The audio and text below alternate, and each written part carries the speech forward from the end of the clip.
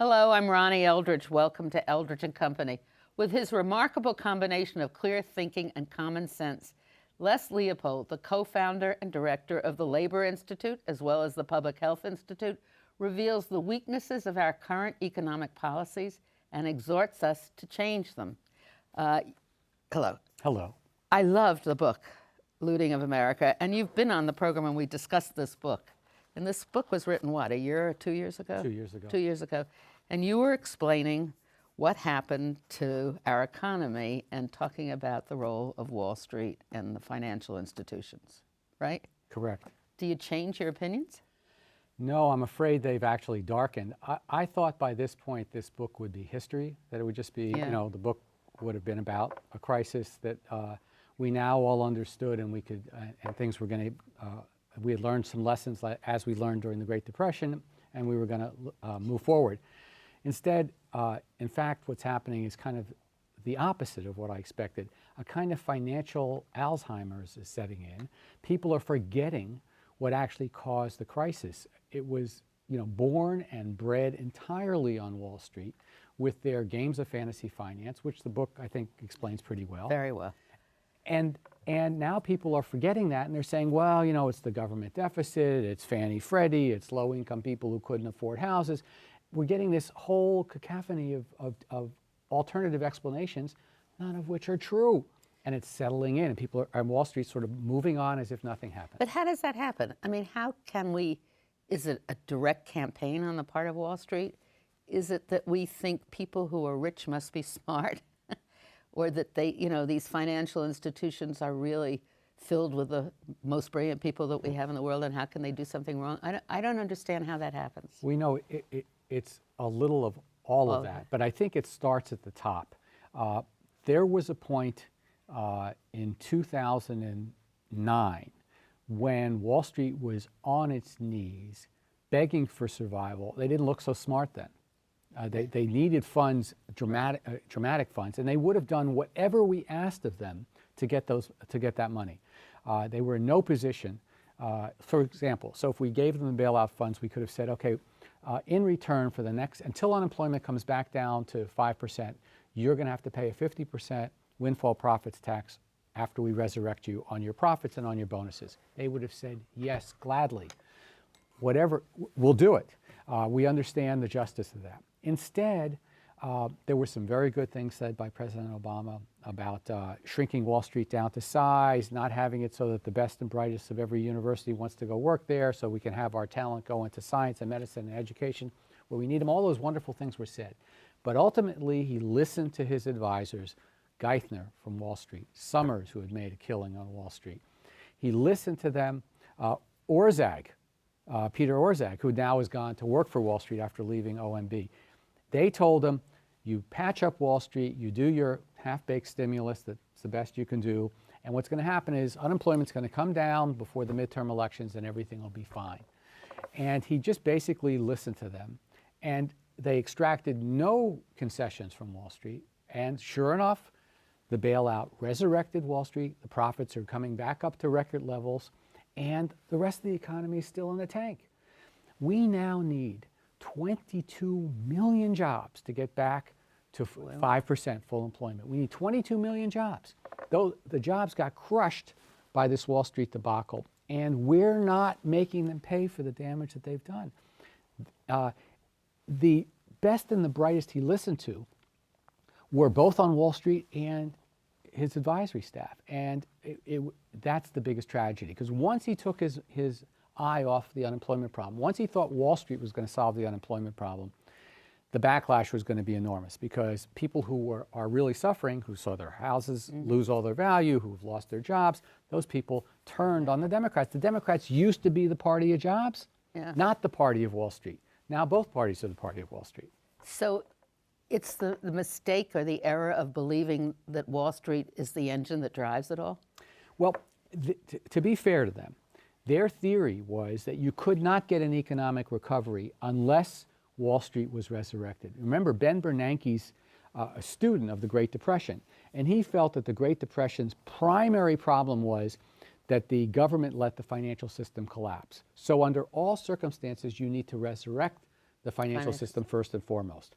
But what Ben Bernanke never understood, and I've read some of his stuff, he really doesn't get this. He thinks that he has no instrument for creating employment. In other words, he thought that the resurrection of the financial system, that the rest of the economy would naturally kind of spring to life again, like some mechanical spring that it was pressed down. You take your hand off, it pops up. So he didn't favor direct job creation. He didn't favor the kinds of investments we need to make that would actually put people to work the way they tried to do during the New Deal. Yeah. In the New Deal, the one thing that Roosevelt did and did well was they just crushed the financial sector's ability to speculate, to earn money through gambling. They just put a stop to all those games, and that's, the lid stayed on all the way through roughly the mid-1970s. You had virtually 40 years of no financial crises. And once we took, two things happened. The two things we learned from the Great Depression, we unlearned. The two things we learned was you can't let too much money be in the hands of a few. So the Depression, in fact, was a leveling process. Taxes went up on the super rich.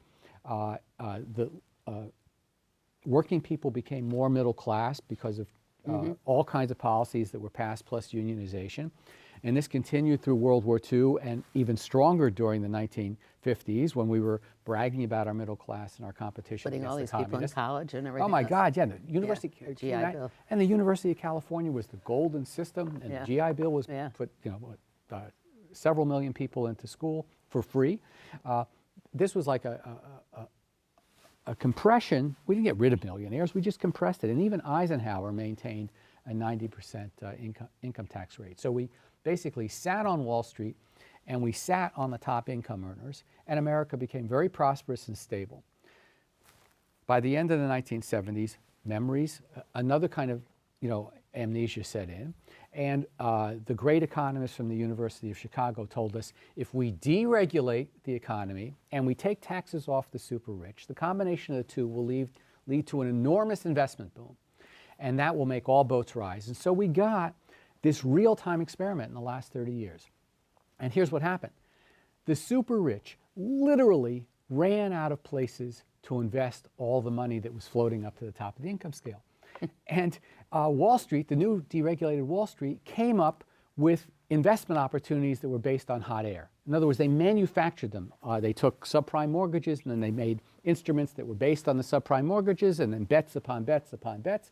And they sold these things, and it pumped up a housing bubble, and you got this wild spree, the likes of which we hadn't seen since the end of the 1920s. Lo and behold, the same thing happens. The whole thing blows up and crashes. So the same lesson gets learned again. But this time, the sad part for me is I thought I'd be coming here by this point and talking about how we learned the same lessons we learned last time. This time, we didn't learn. We're letting the income distribution again accelerate. Instead of compressing, it's accelerating. And the regulations on Wall Street are pathetically weak. They're so weak that the largest banks, instead of breaking them up into smithereens, got bigger. There are no windfall profit taxes. Hedge fund profits are taxed like capital gains, right? That, to me, this is the sickest thing, isn't it? Catch this. This is my pet peeve, and I'm hoping this is my next book.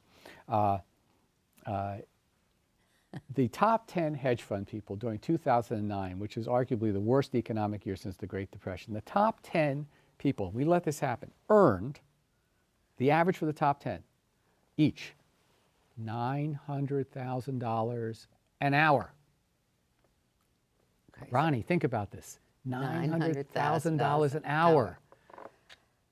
Can you, in America, I mean, this is not under the pharaohs. Right. This is in America. This is in the most democratic, right, in the most prosperous democratic nation on earth, supposedly. We allow this to happen.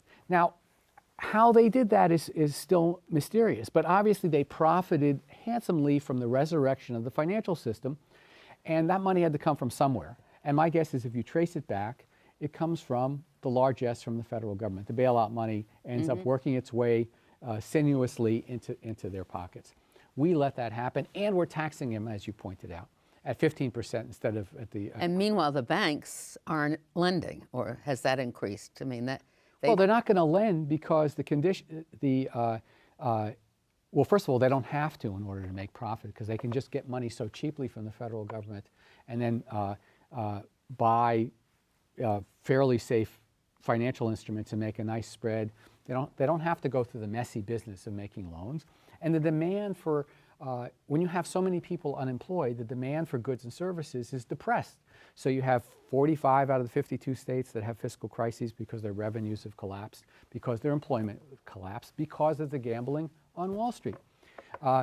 All the supposedly wonderful financial innovation that took place. I love Paul Volcker's line. He says the only financial innovation in the last 30 years that he's seen, the only one, is the ATM machine. The rest of it's garbage. The rest of it is becoming a more sophisticated croupier, learning a new game of blackjack. Okay. So you have this situation where the gambling is starting up again. You have a situation where the money is not, instead of us investing in working people, projects, mass employment. I mean, I can tick off a bunch.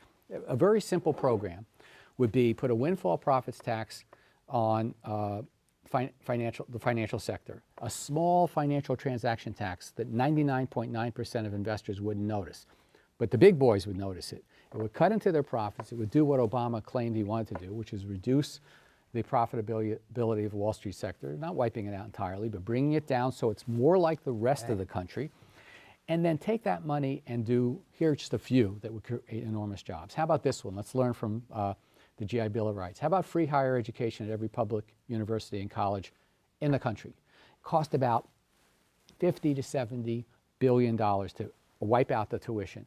It would dramatically expand the number of people that went to college. It would lead to more construction. All Buy in America type products, more hiring of personnel at the universities, more business in the towns around university communities, both 2 years and four-year institution.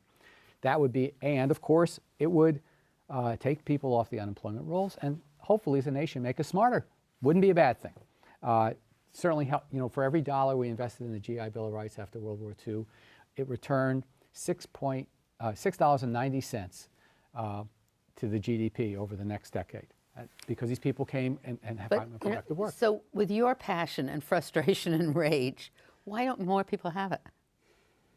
Boy, I've been asking myself that question again and again. I think when your top leaders of both parties and the president aren't using the bully pulpit to educate, aren't saying the kinds of things that Roosevelt said in the 30s. We got to get the money changers out of the temple. We've got to deal with, the incredible maldistribution of wealth. When these things aren't said at the top, people elsewhere... They don't pay attention. They think it's not true. Well, no, they also get discouraged. You think change is impossible. But they may not know what the real problem is. That's also a problem because they get intimidated. Well, sure. If the educator-in-chief says, look, if he got up and said, the reason we have a deficit problem is Wall Street destroyed $6 trillion of value in our economy through their gambling. We're never going to let them do that again. And we're going to tax them so they can pay. They're not going to walk off with we bailed them out because we thought we had to. We're not going to let them walk off with these huge profits and bonuses. We're going to tax them heavily to pay for the reconstruction of this country. If he said that again and again and again, and that would trigger the kind of understanding. But instead, what's happened is the anger gets turned now to public employees. That is unbelievably hard to understand. Public employees, benefits for, it's incredible. Well, I think perhaps I can forgive Obama a lot, but I can't forgive him for basically his PATCO, his air traffic controller moment, where he says he's going to deal with the deficit, he's going to freeze the wages of federal employees. Worth how much money? Let's say, they say it's something like $5 billion over 2 years. In 1 year, closing that tax loophole on the hedge funds produces, in 1 year, on the top 25 individuals alone, produces twice the federal revenue than Obama's wage freeze, just by closing a tax loophole on 25 people. 25. 25 people at the top. So the disparity between the rich and the regular and middle class is bigger than ever, right? And it's going to accelerate. But there are other problems too. We've gone from a manufacturing country or basis of industry to what? Well, let's step back and look at that. That's been going on for a long time, right? But it's been going on in Northern Europe for a long time too. I mean, it's been going on, and yet they don't have a disparity the way we have between rich and poor. Because they have the taxation. They have a taxation policy. They have a policy that's much friendlier to unions. So they value their middle class much more than we do. We're the Wild West. Anything goes here. And the real tragedy is we're not questioning where the wealth comes from.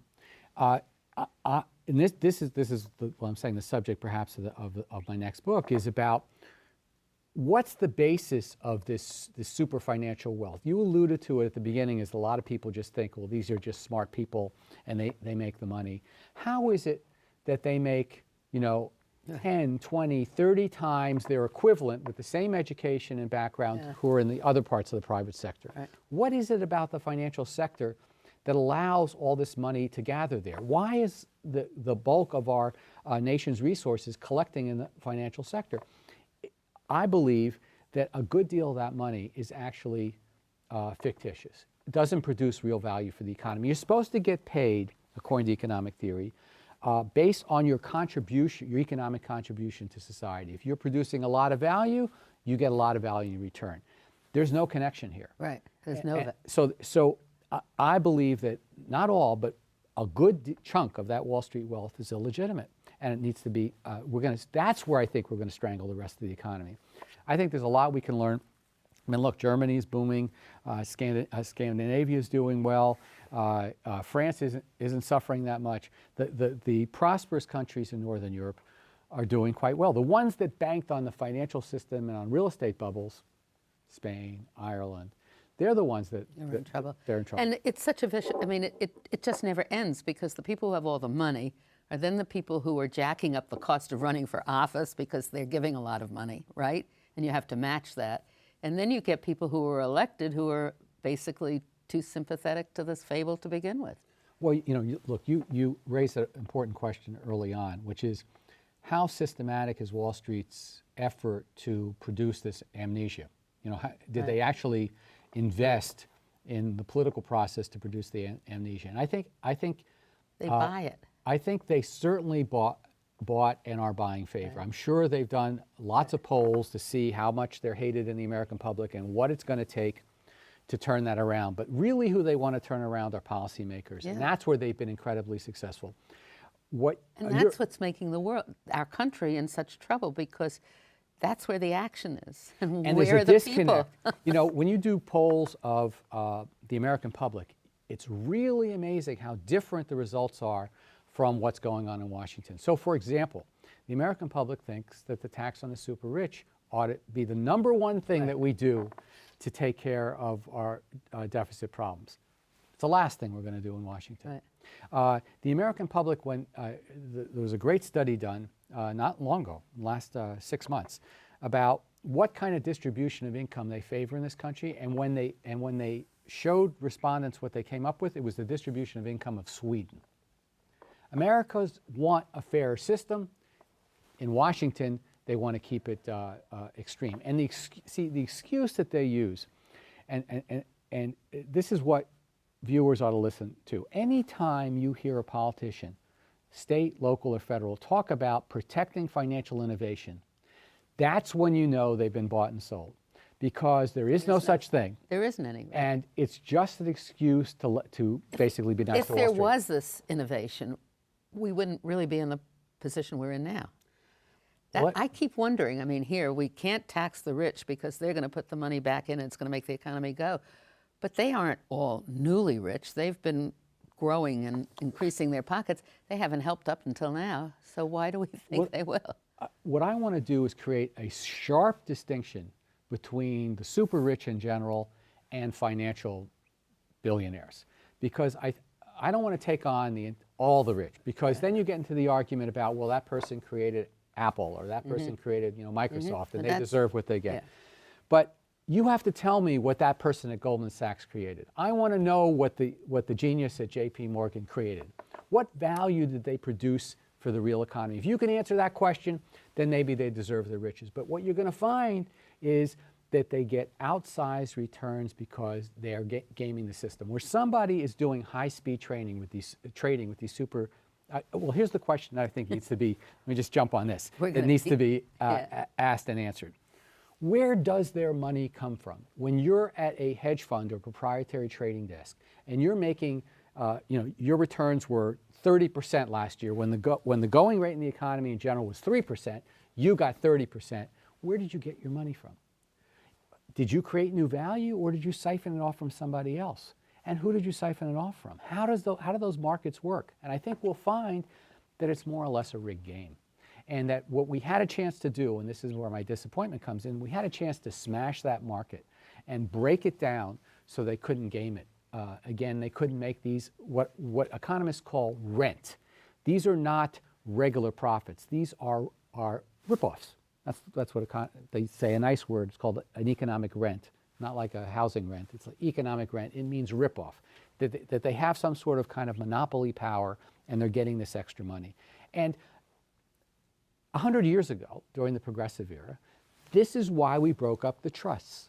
Republicans broke up the trust because they saw that it was strangling the American economy. So they broke up the Standard Oil, they broke up by 50, 60 different trusts. Taft turned Roosevelt, and then Taft broke up even more of them. Now Taft is not a wild-eyed radical, and he broke up these trusts. So what I'm terribly disappointed at now is we had a chance to do the same thing, break up these concentration of power, and make this a much healthier country, a much fairer country, and we didn't do it. And as a result, we're going to be paying for this one for a long, long time. And the argument, this is what you brought up before, the argument is now shifted.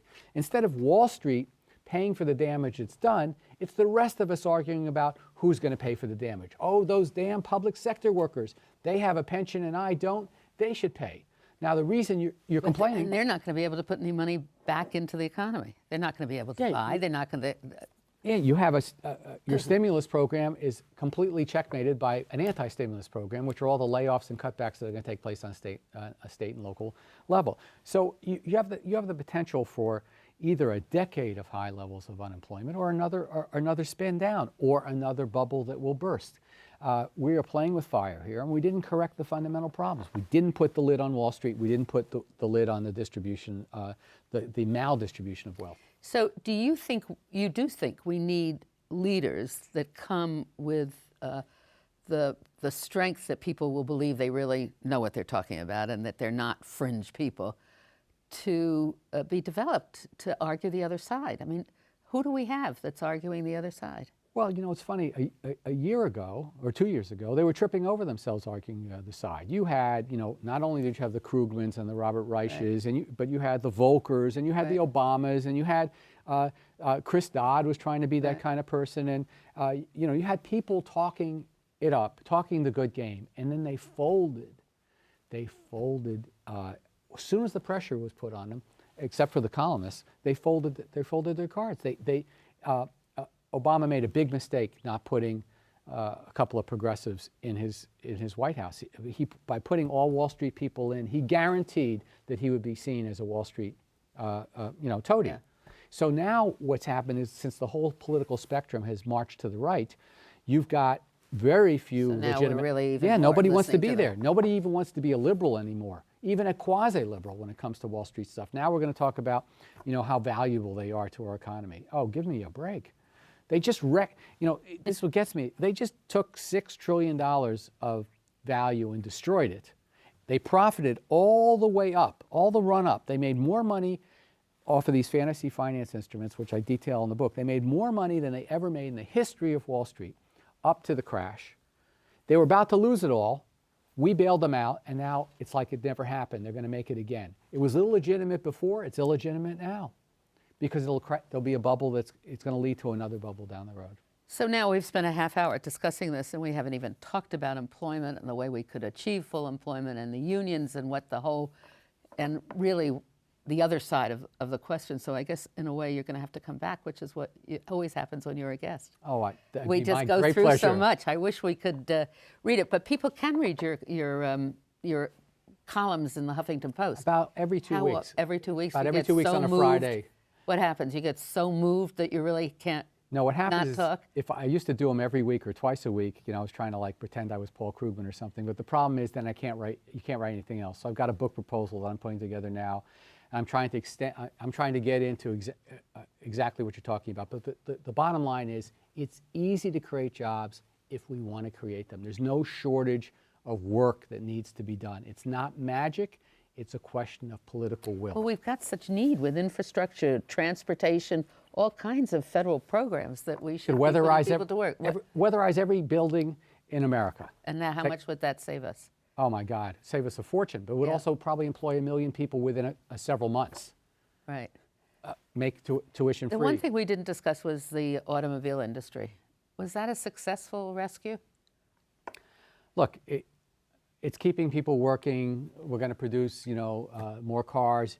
Let's put it this way: if we let the auto industry collapse, it wouldn't have done any good. It would have been a bad thing to do. But it's too narrow a slice of reality to focus on. We look at the big picture, which is we need to come up with these 22 million jobs. And the private sector can't do it on its own. Okay, next time you come, we're going to talk about that. Thank you very much. Oh, Les thank you so Leopold. much.